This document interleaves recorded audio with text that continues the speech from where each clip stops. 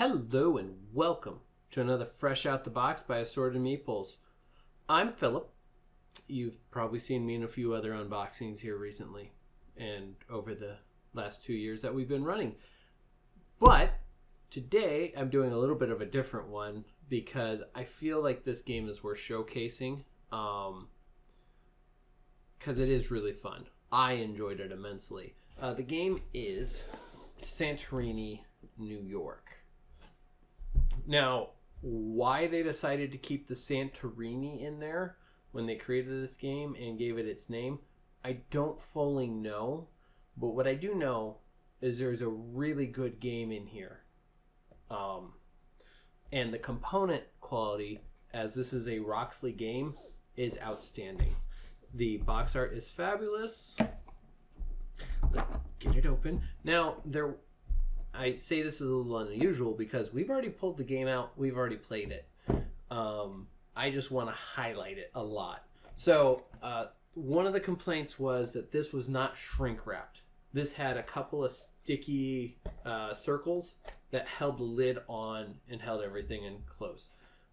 When I bought this game, I made sure that I don't pull these off. I just cut them open. It's the only way I can ensure that that box did not get damaged. The rule book, much like the Santorini one, is extremely light. This, honestly, was the least thought out of everything in this box. The quality of everything else is such that I am disappointed by the rule book. There are just some things left open that should have been explained better. And judging by my board game geek search of it and questions we had, a lot of people felt the same way, that the rule book just was not where the rest was. Now in Santorini, you had a bunch of plastic pieces to build with that were all their own different sizes. In this game, I'm going to set some of this aside really quick. You are building out the city of New York, which conveniently is a nice board. Now, it is dual layered. So the city grid is set up so that you can put your pieces in and they're not going to slide around very well. Amazing top quality component. I'm going to slide that forward. The next part that I actually enjoyed that they did was, instead of having 3 different sizes that you're building up to, this one, they kept them all the same size. So you're just building 3 levels of the same building. And then you're going to take, so you have your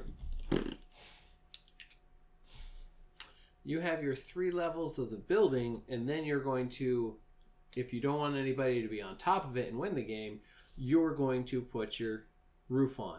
Very nice. Includes cute little smokestacks. So, but that's the great part. This game, you have 1 bag of giant pieces, or of building pieces, and you have 1 small bag of rooftops. The other fun dynamic of this game is in this bag that is struggling to open there for a second. They have 6 turn-of-the-century, beautifully sculpted and modeled skyscrapers that I do not know all the names to.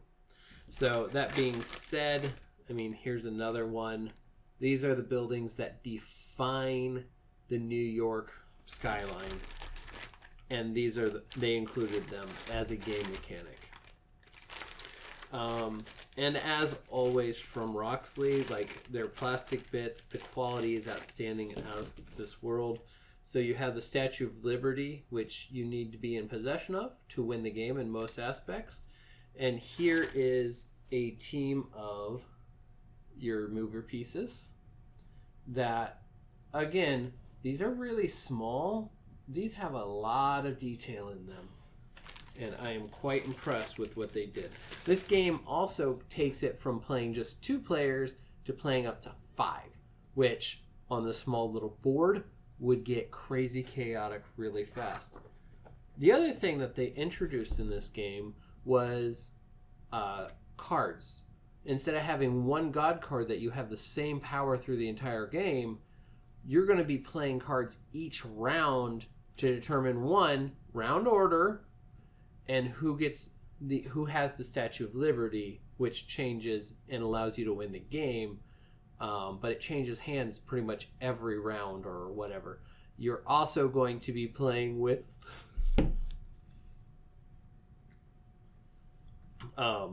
these cards, which give special powers.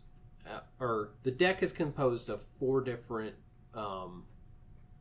special powers for the game. One worker, one special, one movement, and then it's always got the engineer in it. That gives, when you play the card, turn order is determined by who has the highest. The lowest number goes first, and then you use, everybody moves, and then they build, but the card that you played alters the rules just a little bit of what you can do. Like the Iron Worker. Here, I'll just show you this. The Iron Worker, the artwork, again, Roxley, stellar. Like, I have yet to see a game of theirs that was not pretty. On your turn, you must build 2 in 2 different spaces. So you're going to be building 2 building pieces, putting them on the board, but they can't be in the same spot. So this offers a lot of variation, and you don't have just the 4 basic. You have, 2, 4, 5 of the purple specialists, 2, 4, 5 of the builders, and 3 of the movers, and then the engineer is always constant. Again, we have already played this. I just wanted to show this off because it's very pretty. I honestly don't think this game has gotten enough press. It kind of came out and then it kind of disappeared. I get it, but this does seem like it's going to be in my collection and played quite a bit. That being said, the biggest fault is the rulebook. Otherwise, components top-notch quality. The gameplay itself is pretty rock solid. And I got a feeling that this has, with the different specialist combos and builders and movers, that it's going to have a pretty long shelf life before it gets too stale. And as long as all the players you're playing with are inventive and creative, you will get a lot of play out of this game. All right, guys, that's about it. Thank you very much. We'll see you guys next time. All right, bye. If you like what you just saw, please support us by hitting that like button and subscribing to our channel for more great gaming content.